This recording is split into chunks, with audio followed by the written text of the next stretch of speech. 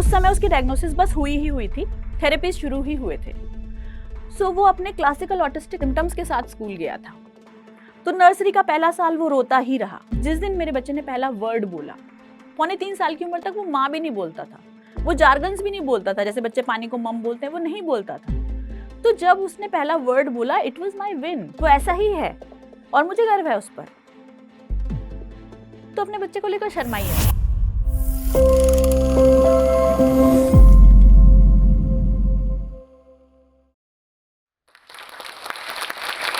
नमस्कार, मेरा नाम अंबिका रोहित गुप्ता है और मैं एक स्पेशल मदर हूँ।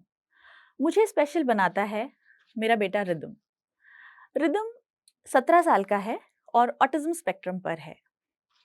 आज मैं यहाँ जोश टॉक्स पर हूँ और अपनी ऑटिज्म जर्नी के जितने भी मेरे लर्निंग्स हैं, आज मैं आपसे वो शेयर करना चाहूँगी।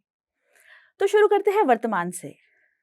अभी रिदम ने साल 2025 में सीबीएसई बोर्ड के क्लास 10th के एग्जाम्स पास किए हैं और वो क्लास 11th में पढ़ रहा है। आज वो ऑलमोस्ट नियर न्यूरोटिपिकल है, वर्बल है, अपना सेफ स्पेस, अपना कंफर्ट जोन जानता है, ADL activities for daily living के लिए पूरी तरह से इंडिपेंडेंट है और अपनी पढ़ाई के प्रति पूरी तरह से डिवोटेड है।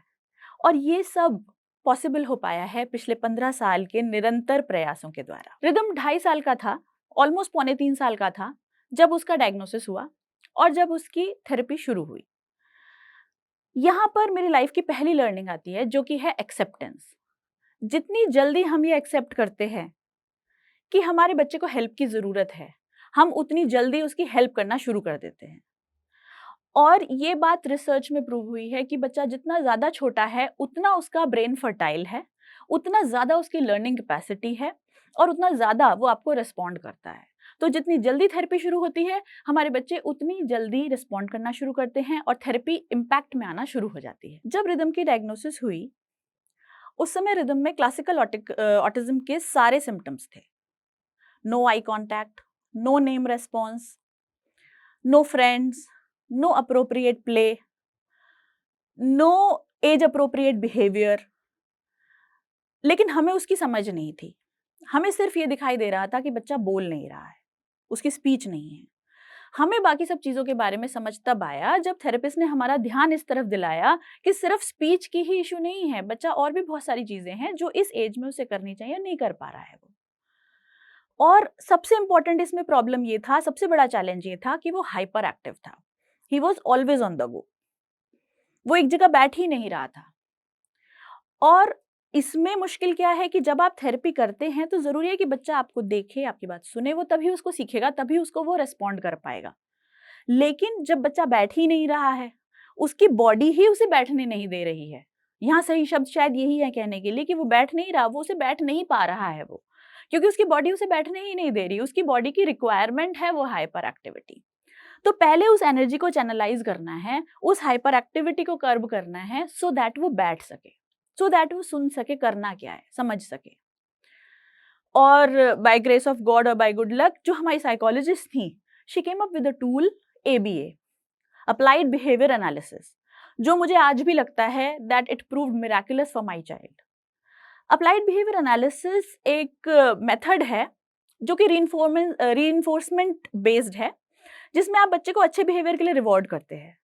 इससे बच्चा ये समझता है कि क्या बिहेवियर सही है और क्या बिहेवियर सही नहीं है, उससे क्या एक्सपेक्टेड है और क्या उसे नहीं करना चाहिए। ये एक बिहेवियर शेपिंग टूल है। मैं आपको इसका एग्जांपल भी एक देना चाहूंगी। जब अप्लाइड बिहेवियर एनालिसिस की थेरेपी मेरे साइकोलॉजिस्ट ने शुरू की रिदम के साथ, तो उन्होंने उसके सामने उसके खाने की फेवरेट चीज़ें रखी। जैसे सपोज किशमिश उसे बहुत पसंद था, उसके सामने किशमिश रखा। चिप्स बहुत पसंद था, एक चिप्स रखा उसके सामने और जूस बहुत पसंद था। ही रीच्ड फॉर चिप्स, तो उन्होंने चिप्स अपने पास रख लिया। And then she asked him, Rhythm juice कहाँ है? रिदम स्टार्टेड क्राइंग, उसे वो चिप्स चाहिए था। रिदम जूस कहाँ है? आप मुझे बताओ, मैं आपको चिप्स दूंगी। रिदम जूस कहाँ है? वो आधा घंटे बहुत रोया, क्योंकि उसको अभी तक यही पता था कि रोने से ही मिलती है चीज। उसे नहीं पता था इस सवाल का मुझे जवाब देना है। लेकिन आधा घंटा रोने के बाद उसे समझ आया, जब थेरेपिस्ट ने उसे एक प्रॉम्प्ट भी दिया कि जब मैं आपसे पूछूं जूस कहाँ है, आप मुझे टच करके बताओ। उसको समझ आया कि this is expected out of me, और उसने वहां रोना बंद किया और रिएक्ट करना शुरू किया। उस समय मैंने 3 महीने की छुट्टी ली और मैंने रिदम को 56 आवर्स अ वीक की थेरेपी दी। यहाँ मेरी सेकेंड लर्निंग आती है। मेरी सेकेंड लर्निंग थी परसेवरेंस। हमें कंप्लेसेंट नहीं होना है। Every day counts, every minute counts. ये मेरे बच्चे के फ्यूचर का सवाल है, तो मैं ये समय किसी और को नहीं दूंगी। ये समय सिर्फ और सिर्फ मेरे बच्चे का है। रिदम की थेरेपीज, अर्ली इंटरवेंशन शुरू हुआ, जिसमें ऑक्यूपेशनल थेरेपी, स्पीच थेरेपी और स्पेशल एजुकेशन शुरू हुआ। इन सारी थेरेपीज में मैं भी उसके साथ जाती थी, मैं भी देखती थी क्या थेरेपी करनी है, और घर आने के बाद मैं खुद उसके साथ ये थेरेपीज करती थी। मैंने एक टाइम प्लान बनाया और उस टाइम प्लान को मैं फॉलो करती थी, जिसकी वजह से रिदम के वेस्टिबुलर, प्रोप्रायोसेप्टिव, टेक्टाइल और सेंसरी इश्यूज बहुत अच्छी तरह से हैंडल हुए।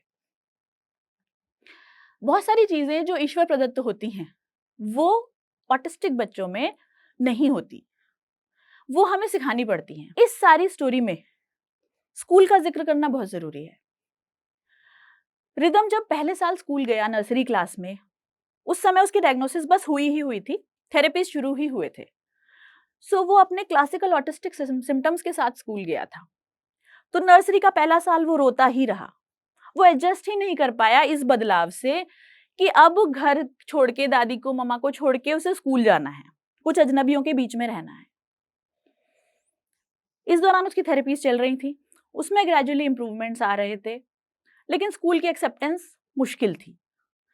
साल पूरा होते होते उसे वो समझ आई और अब केजी में एडमिशन के लिए हमें स्कूल में बुलाया गया, क्योंकि उसे केजी में प्रमोट करना था। मैं और रिदम के फादर स्कूल गए और हमने उनकी बात सुने बिना सबसे पहले उन्हें ये कहा कि हम चाहते हैं रिदम को नर्सरी रिपीट कराई जाए। And school was shocked, because शायद कोई पेरेंट्स ये कहते ही नहीं कि हमारे बच्चे को इस क्लास में रोकें। हर कोई चाहता है बच्चे को अगली क्लास में डालें। हम चाहते थे अपने बच्चे को नर्सरी में रोकना। और यहां मेरी तीसरी लर्निंग आती है, जो कि है पेशेंस। हमने उसे नर्सरी में रोका, उससे क्या हासिल हुआ वो बताना बहुत जरूरी है। अब जब दूसरे साल रिदम नर्सरी में वापस गया, उसकी 1 साल की थेरेपी हो चुकी थी, जहां उसका स्पेशल एड भी चल रहा था, जिसमें वो नर्सरी का सिलेबस कर चुका था। क्योंकि उसे स्पेशल अटेंशन चाहिए, वो 30 बच्चों की क्लास में शायद नहीं पढ़ पाता। स्पेशल एजुकेशन में वो पढ़ा, उसने वो अल्फाबेट सीखे, वो नंबर सीखे, वो केजी नर्सरी का सिलेबस उसने किया। और अब इस साल नर्सरी क्लास में मेरा बच्चा एक कॉन्फिडेंस के साथ जा रहा था। टीचर जो बोल रही थी, जो बता रही थी कि बच्चों लिखो ए से ए, उसको पता था, उसे समझ आ रहा था। He could involve, he could engage and he could relate to what was happening there, जो पिछले साल तक नहीं था। तो अपने बच्चे की लाइफ से 1 साल मैंने उसे दिया and it has paid of. आज रिदम 17 साल का है और अपने साथ के 1 साल, सिर्फ 1 साल छोटे बच्चों के साथ उसी क्लास में, एज अप्रोप्रिएट क्लास में वो पढ़ रहा है। वो 11वीं क्लास में है। लेकिन वो 1 साल नर्सरी का मुझे पे किया, क्योंकि जब वो नर्सरी में स्कूल में पढ़ रहा था, स्पेशल एड में उसकी केजी की पढ़ाई चल रही थी, तो जब वो केजी में गया वहां भी वो कॉन्फिडेंट था। टीचर को भी भरोसा मिला, टीचर को भी हेल्प मिली बच्चे को हैंडल करने में। और सबसे इंपॉर्टेंट, मेरे साथ भी एक कंफर्ट लेवल आया कि मेरा बच्चा वो सब चीजें कर पा रहा है जो मैं उसे सिखाना चाहती हूँ। जो और बच्चे कर रहे हैं वो मुझे नहीं पता, मैं जो उसे सिखाना चाहती हूँ, मेरा जो थेरेपिस्ट मुझे बता रहा है वो सब चीजें वो कर पा रहा है और he is happy in the school, वो समझ पा रहा है। जब रिदम को पहली बार मैंने पेंसिल पकड़ाई, तो जैसा कि मैंने आपको बताया, फोर्स, डायरेक्शन इनकी समझ नहीं है। वही दिक्कत मुझे आया, क्योंकि जब उसने पेंसिल से लाइन खींची, वो लाइन दिख नहीं रही थी। उस लाइन में बिल्कुल भी इंप्रेशन नहीं था, ताकत नहीं लगाई थी उसने।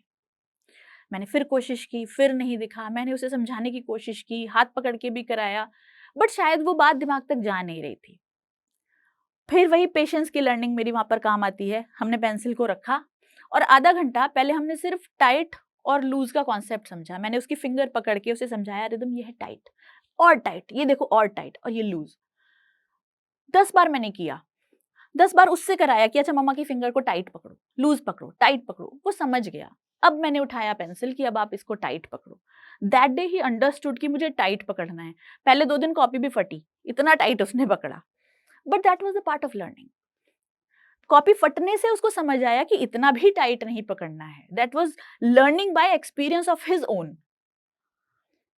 तो बच्चे को उसकी लाइफ से वो समय दीजिए। अगर किसी चीज में 1 घंटा लग रहा है तो उसे लगाने दीजिए, जीवन उसी का है।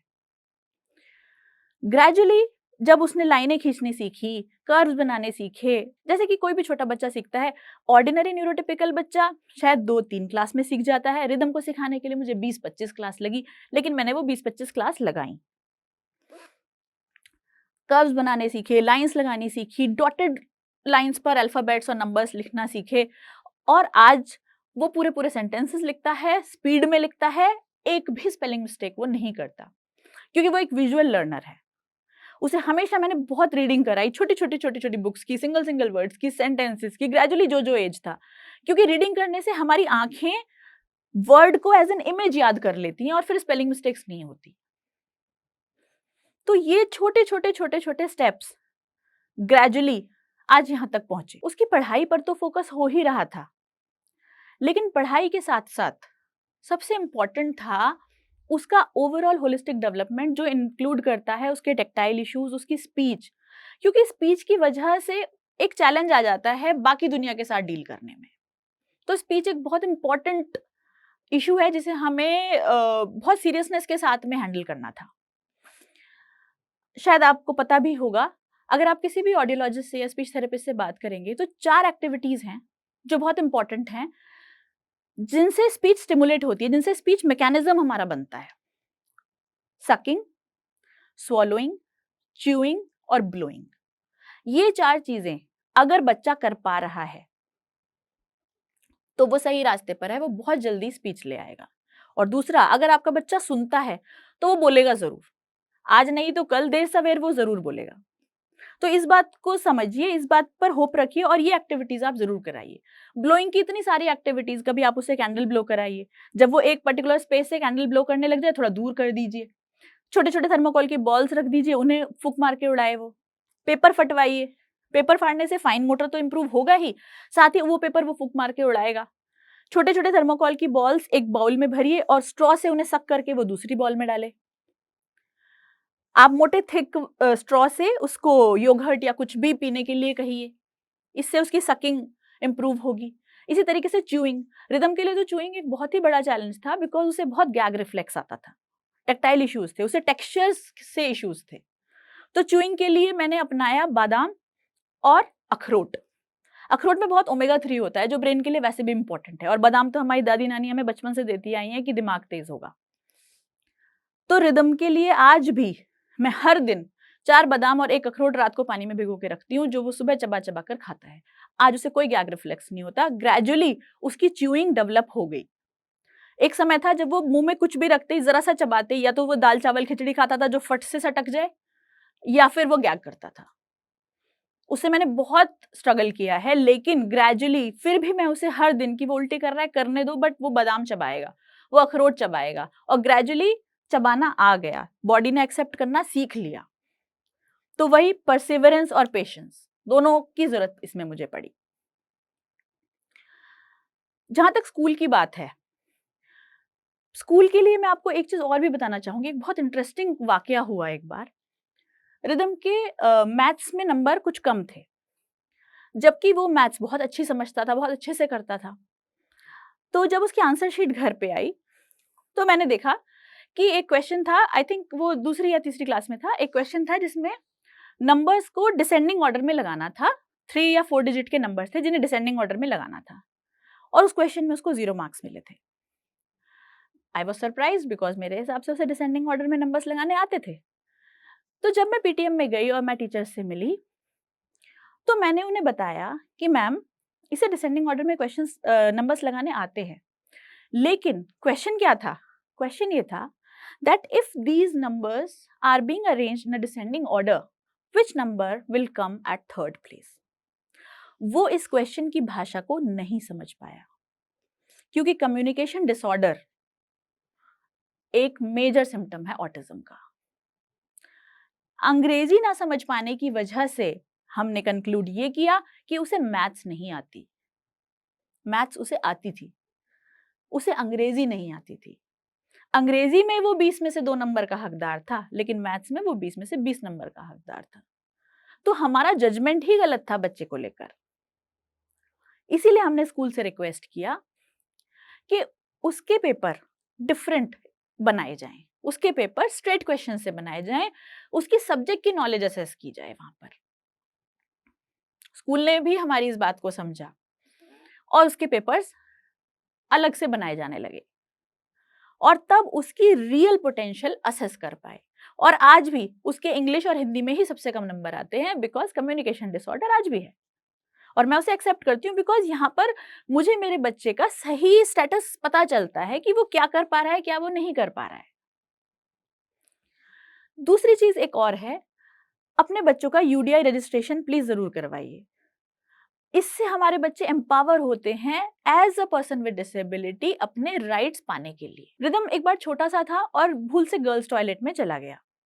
आउट ऑफ क्यूरियोसिटी गया या भूल से गया, आई डोंट नो। तब उसको ये समझाने के लिए कि how girls are different and how boys are different and how he is not suppose to enter a girls toilet, how girls will never enter a boys toilet, हमने अपने घर में अपने टॉयलेट्स को भी सेपरेट किया कि ये गर्ल्स टॉयलेट है, इसमें सिर्फ मम्मा जाएगी, आप नहीं जाओगे, पापा नहीं जाएंगे। ये बॉयज टॉयलेट है, इसमें सिर्फ रिदम जाएगा, पापा जाएंगे, इसमें मम्मा नहीं जाएगी। तो वो बाइफर्केशन घर में ही जब हमने बनाया तो एक सोशल सेटिंग में भी उसे समझ आया। आज हम रेस्टोरेंट में जाते हैं, मॉल में जाते हैं, मूवी देखने जाते हैं, वो हमारे साथ जाता है और जब वो वॉशरूम के लिए जाता है उसे मैं या उसके फादर अकम्पनी नहीं करते, वो खुद जाता है और सही जगह जाता है। लेकिन ये चीज हमें सिखानी है, ये एक सोशल प्रोटोकॉल है, एक सोशली अप्रोप्रिएट बिहेवियर हमें उसे सिखाना है।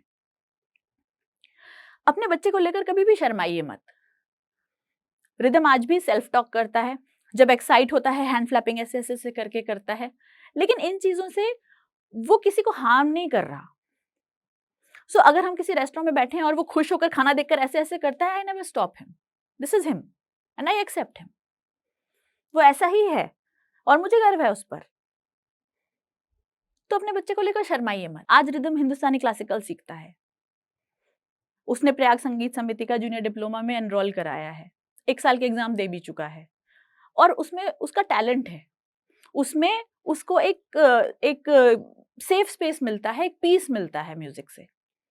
तो वो आइडेंटिफाई करना भी हमें बहुत जरूरी है कि हमारा बच्चा किस दिशा में जा सकता है, किस दिशा में उसको सुकून मिल रहा है, कौन सी दिशा उसे समझ आ रही है। रादर आप अपने आप को वेल इक्विप बनाएं कि जो भी थेरेपिस्ट, एक्सपर्ट्स, प्रोफेशनल्स कर रहे हैं बच्चे के साथ, वो आप रेगुलर घर पे करें। उसके लिए आप अपने नोट्स बनाइए, अपने टारगेट्स डिफाइन कीजिए, उन टारगेट्स को अचीव करने के लिए अपना गेम प्लान लिखिए और एक डेडलाइन अपने आप को दीजिए और उस पीरियड में उन टारगेट्स को अचीव करने के लिए जुट जाइए। टारगेट्स रियलिस्टिक होने चाहिए और हमेशा ध्यान रखिएगा, आपकी हर छोटी छोटी जीत एक बड़ी जीत की तरफ आपका एक नन्हा सा कदम है। तो अपनी हर छोटी छोटी जीत को जरूर सेलिब्रेट करिए, क्योंकि आपके बच्चे को नहीं पता आज जो उसने किया है वो एक्चुअली आपके कितने महीनों का, हफ्तों का एफर्ट्स का फल है। तो उसे सेलिब्रेट जरूर करिए। मैं किस तरह की जीत की बात कर रही हूँ, जैसे कि जिस दिन मेरे बच्चे ने पहला वर्ड बोला, 2.25 साल की उम्र तक वो माँ भी नहीं बोलता था, वो जार्गन्स भी नहीं बोलता था, जैसे बच्चे पानी को मम बोलते हैं वो नहीं बोलता था। तो जब उसने पहला वर्ड बोला, it was my win, it was his win, it was his first milestone achieved. जिस दिन वो पहली बार इस तरह से 20 काउंट्स तक बैठ पाया, इट वॉज हिज विन, ये उसका एक माइलस्टोन अचीव्ड था।